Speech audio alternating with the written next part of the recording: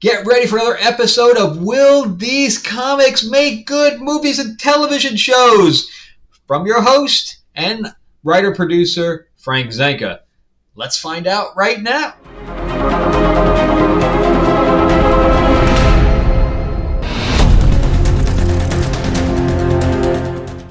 All right, everybody, we are back for another episode of Will These Comics Make Good Movies and Television Shows? We're going to talk about the newest comics from this week before New Comic Book Day on Wednesday. And if everybody's having a good holiday, then awesome. Wish everybody the best for this Labor Day. So let's check out what we got here.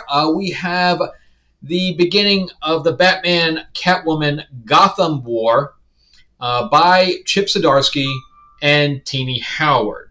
Now, that team-up is really strange since Tini Howard is not a very good writer. And Chip Zdarsky, as from what I've seen, I know everybody really liked some of the stuff he did on Daredevil. I kind of got into Daredevil a little late, but especially at the ending there, I wasn't impressed in the least. But anyway, so here we have a book that's going to start out already from a point of bad writing. So, in the previous Catwoman books, she went to prison, right? And, I mean, she went to prison fast. I mean, there was not even a court. There was court time. There was not a defendant. She didn't just go to jail. She went to prison. And there she met a whole bunch of other inmates that were superpowered to a certain degree.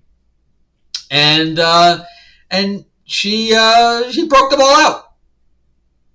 So now she's running around back in Gotham, right? And Batman doesn't even bother. First of all, the police nor Batman are even looking for any of them. None of them. They're escaped convicts. And it's like no big deal. They're just walking around going to the grocery store. What is going on here?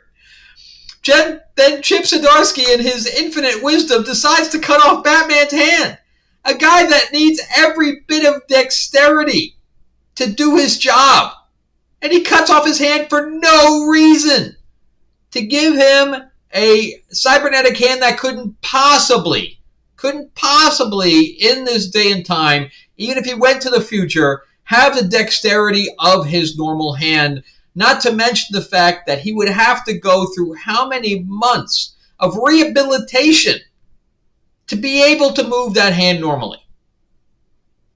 And then if it breaks, who's going to fix it if it's futuristic tech?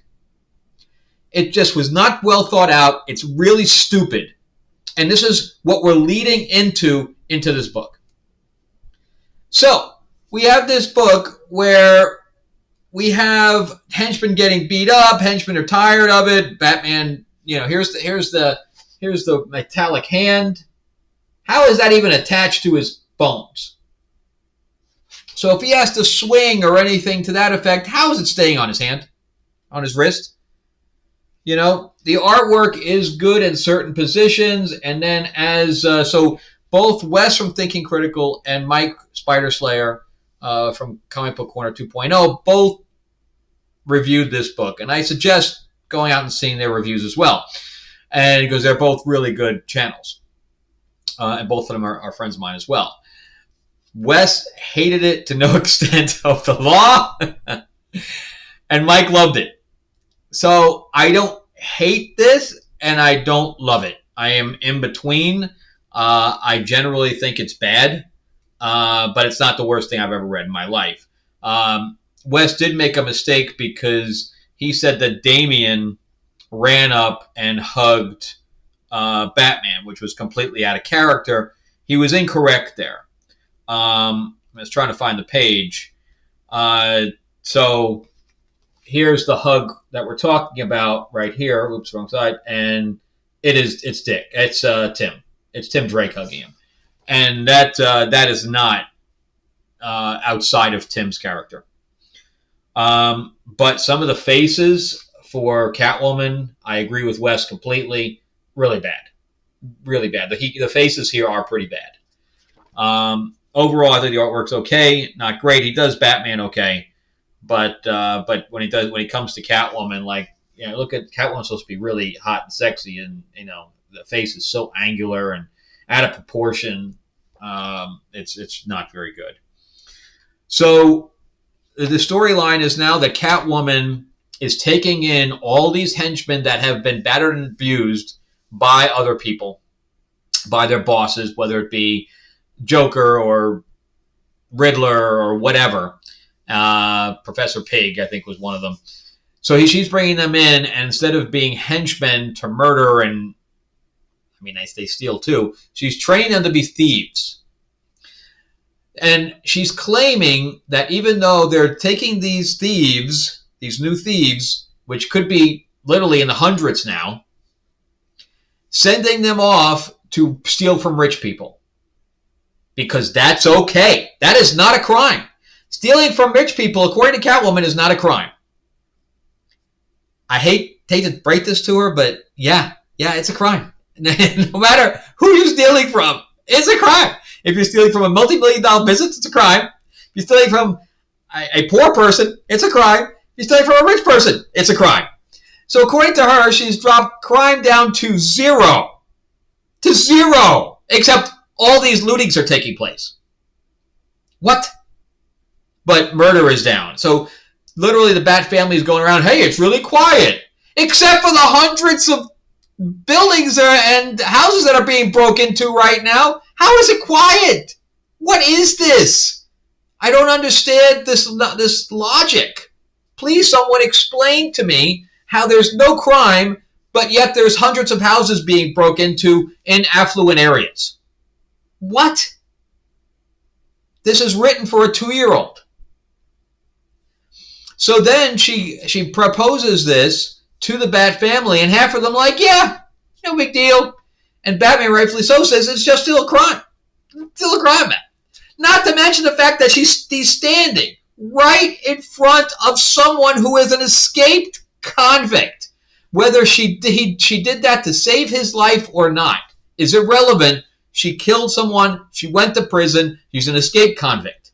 Obviously, if she went to prison, she was convicted, even though we never saw that. So, I mean, if anything, she should have gone to if T.D. Howard had one fucking brain cell, she would have gone into a whole court thing where Bruce was helping her by hiring her an attorney that he's friends with, blah, blah, blah, and they would have claimed that it was self-defense. But they didn't go down that route. Instead, they just threw her into prison because she wanted to write Orange is the New Black and get female camaraderie and get them all out. And Batman's just okay with it. So this whole book is completely out of character. I understand what they're trying to build up here. And it's kind of cool that we, seeing the two thing, but it doesn't work because it's built on a foundation of flowers. There's no foundation here. So I didn't hate it and didn't love it, but it's well below any normality or average. So I'm going to give this one, if average is 4 or 5 out of 10, it's a 4. So again, I didn't hate it, but it insults my intelligence. As far as it becoming a film or television show, a Batman Catwoman war, if it was set up correctly, could be cool. Could be cool. It's a good idea. But this is set up horribly. Horribly. It's trash. Unfortunately. Good idea, but trash. All right, we'll go in. That's my only DC book. So we'll go in. And that was $6, by the way, but it was way too long for what it was, too. There's really no story. So I want to jump ahead real quick because I spent way too much time on that one. So Bounty Hunters. All right, so Bounty Hunters were doing this droid thing again. This whole droid thing is bad. I was hoping Boba Fett would, since he's on the cover, would actually be in this book, and he's not. And Valance, it's pretty cool that what they did with Valance, where he's they go to this place and they're telling the story back and forth with Jango Fett. Also, we have a continuity error. I love when there's continuity errors. But Tonga's in one seat, and then I forgot the name of the other woman that's piloting. All right, so here the pilot's on in this panel here. The pilot is on that one side, right? And then we jump a few pages ahead, and then she's piloting from the other side. I don't know who did not catch that. Yeah, right here on the top panel, she's on the completely opposite side. Wow, 3 pages, and we couldn't have an edit. But the artwork is generally good. You know, we got this really nice splash page and stuff like that. But the whole thing back and forth with Django was kind of cool. The whole droid thing is just stupid. It just does not work. And then at the end, Valance kind of loses his memory there. So I already dropped 2. I was collecting Star Wars. I was collecting Dr. Aphra. I was collecting Bounty Hunters, and I still collecting Bounty Hunters and Darth Vader. Darth Vader's gone in the trash. I stopped collecting Dr. Aphra. I stopped collecting Star Wars because they've both been really crap. And this is the only book that's still decent. But they jacked the price up to $5 for no reason. It's not like they're paying licensing fees. They own it. Disney owns Marvel. Disney owns Star Wars. So, I mean, you tell me what you guys think, because I'm going to probably drop everything. I'm probably dropping all Star Wars in general because it's too expensive. For what they're giving me, it's too expensive. I don't know why they would do that. It's still the same 20 pages. They didn't even raise the page rate. So anyway, will it make a good film or television show? The whole droid thing is bad. I like the Valance thing. That's kind of cool. It gives him a little bit more humanity. That's probably the best character in the thing. So that side, I say yes. That would make a good TV show. Not so maybe a film, but the whole droid thing around it is no. So I'm going to say like 20% of it yes, and the rest 80% of it no. So I'm going to leave that off the list as well. Although the Batman Catwoman one would be yes if it was set up bad. So I'm actually going to put that on the yes side. All right, so we have Hulk. This is a really good adaptation of Hulk. What I don't like, so we're in a Cthulhu type of thing where, I mean, look at the artwork on that, where we're fighting undead creatures. Bruce was so he's hooked up with this girl who's burned his face on one side because she had, I guess, a problem with her parents.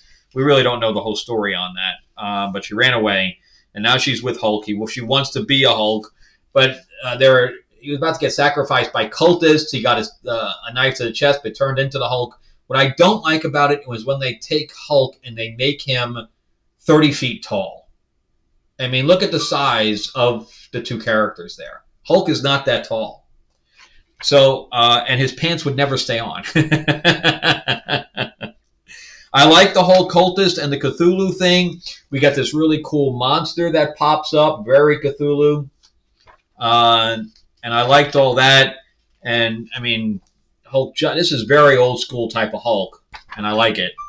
And I know that a lot of other people liked it too. And, you know, Hulk stabs it in the eye and, you know, all good stuff. So I'm waiting to see what happens with the rest of it. And, you know, Hulk, they're now teamed up to go on to the next issue. So good stuff so far. So I would say yes, because we haven't really had a good Hulk thing. And Hulk against Cthulhu? Who would want that? That's awesome. All right, jumping into Blade. So this is, that was Philip Kennedy Johnson, by the way. I don't really know this writer very well. So let's see who it is. Brian Hill. I don't really know much of his work. But this has been I need to go look back at the last issue because I thought he was captured in the last issue. But he's almost like a mercenary, so he's hired to get this girl, but then the girl ended up being a demon. He cut her head off and she just put it back on. And he goes to see his ex-lover because the girl that he's hooked up with, he basically took her and tied her up because they're about to fight the whole demon thing, the Ada or whatever they called her. But their artwork is pretty good on this. I like the way they do Blade on this, and they do some good, giving him relationship with his ex where they kind of sleep together again, giving him some kind of humanity. and he finds out that she's being hunted too. So it's unusual to see Blade, going after guns, like big guns like that, but it was pretty cool. And there's a helicopter, and they, in one panel or one splash page, he jumps into the helicopter, kills everybody, and jumps back out and jumps back into the apartment. That's pretty cool. That's pretty cool. So he comes out the building. There's a lot of action here. He gets hit by a car. So he's got bullets on him and everything like that. And so he's hooked up with his ex there, who's now captured, and he lets out the girl that he is gonna help him. But then he finds out that his ex is hooked up with this other ancient Asian guy, and he confronts him, but I don't think that he was well aware that the guy was supernatural and has mind control powers and hits him with those tentacles and is now speaking through him. This is really good. I mean, I haven't seen a good Blade story in a long time. I'm talking Wesley Snipes, long time. And this is really good. So if you're a fan of Blade, pick that up. Would it make a good movie television show? Hell yeah! I want to see it. Let's do it. All right, and then we're getting into some old stuff. So this is from the late 70s, I believe. Giant Size X-Men #1. This is a reprint, facsimile edition, where it shows, all of the ads from when it was in the 70s. Again, I think it was late 70s. So I was going to say 78, something like that. So I think maybe before I was born, maybe it was 70. No, was it? No, I was born in 69. So yeah, I'm going to stick with late 70s. Here's what I found really fun. Let me read this to you guys. Okay, so this little text down here that was not from the original. They added this. Let me read this to you. This previously published content includes narrative depictions and or mistreatment of people or cultures. These stereotypes were wrong then and are wrong now.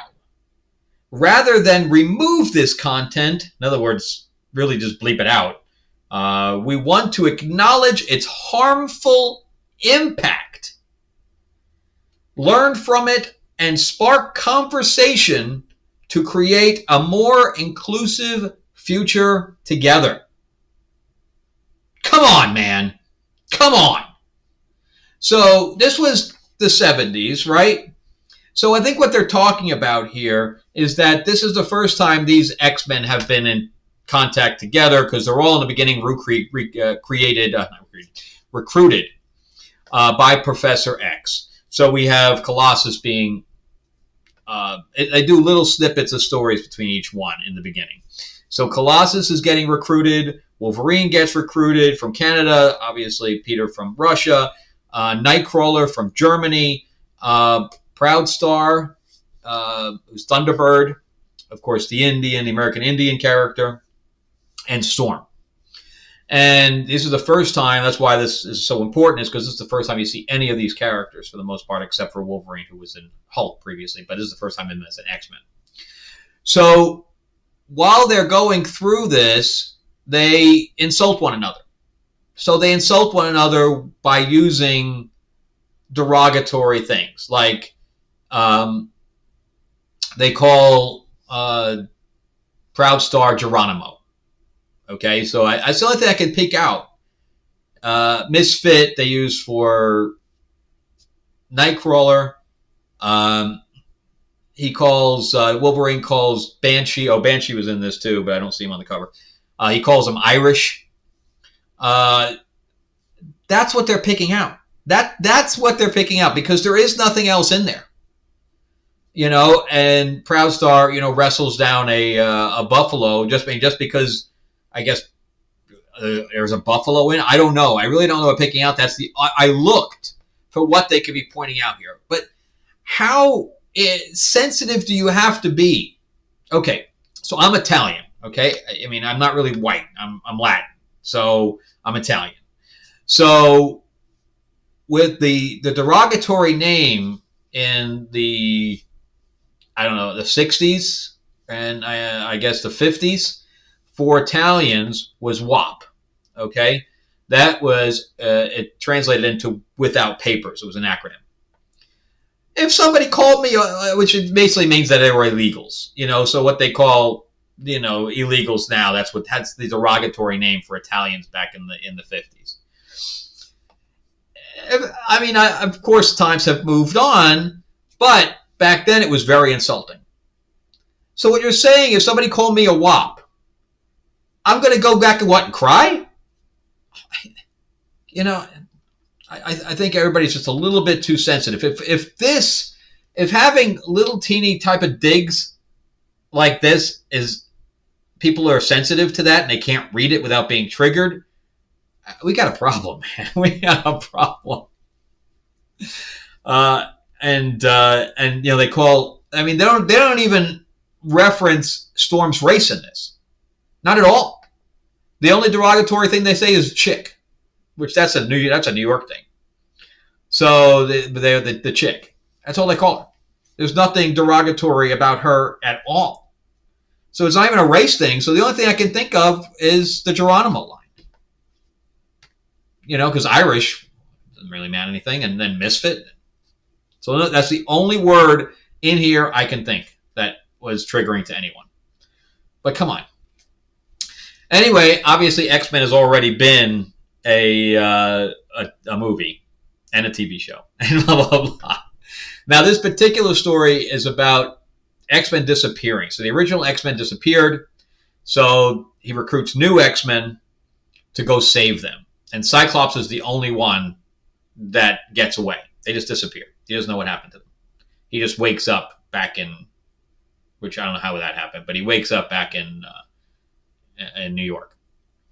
So they find out, and I guess this is the whole setup for Krakoa, which, they've been living on Krakoa now for years, but in this they destroy Krakoa because Krakoa ends up being a mutant. So the whole island is a mutant, which is kind of cool. So they're fighting in like a living island, kind of like Ego being a living planet. So they're fighting that. And then the last few pages are telling everybody, the character's powers and things like that. And the artwork's decent for the time. But they go in and explain everybody's character and things to that effect. I thought that was kind of cool. And how Cyclops' powers work, how Iceman's powers work. And then Stan Lee himself here, so maybe this is another thing. So this is written by a female in the office. So he says, yay, old bullpen, thought it would be glitzy if, this is written again by Stan Lee, if just for a change, this featurette on the mesmerizing Marvel girl were written by a member of the supposedly weaker sex. Is that triggering? I don't know. I mean, physically weaker, maybe. I don't know. I mean, not mentally, of course. Since more women are graduating college now than men. Anyway, I don't think this story would make a good movie, but it was neat to read it. All right, we'll get into our independence here because I want to get finished with this. I'm going to go through this quick. So I picked this up. It's a full, I think it's too expensive even for an independent because the whole thing's black and white. But the artwork is not good, and the writing is not good. So this is a noir thriller. It's about a guy whose brother / partner, which I didn't even get. He said my partner and brother were killed. That makes it sound like there's two different people. This guy's not really a writer. So he's a local guy that created this book. So I decided to support him and pick it up and pay the money for it.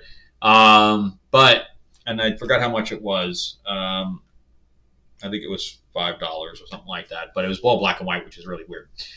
So, and it's not any more than 20-something pages, 22 pages. So anyway, some of the artwork in here is really bad. And, so he shoots this guy. So we have a shootout in the beginning to give us some kind of action. And he only shoots the guy in the arm. He kills one guy and shoots the other guy in the arm. But he has him up on... Oh, here's where he shoots in the arm. So... And automatically a cop shows up, like next panel. How did he get on the roof so quick? So he chases the guy on the roof, but suddenly a cop appears. but yet he doesn't question the guy. Then he says, because this bad guy who killed his brother slash partner, I mean, look, the expression of the girl there is really bad. He doesn't question the guy at all, but then he decides to go on this pier, and like a haphazard guy, he starts beating the crap out of him, questioning him. What? It's just a random guy. So, I don't know. He says, and then there's a shootout at the end, and he says, oh, right. There's a whole thing up on the TV how the Statue of Liberty, the island, Ellis Island, etc., was taken over by gunpoint by a whole bunch of guys, right? So he takes a boat over there, right? And they're shooting at him. Where is the Coast Guard? Where is the New York Police Department?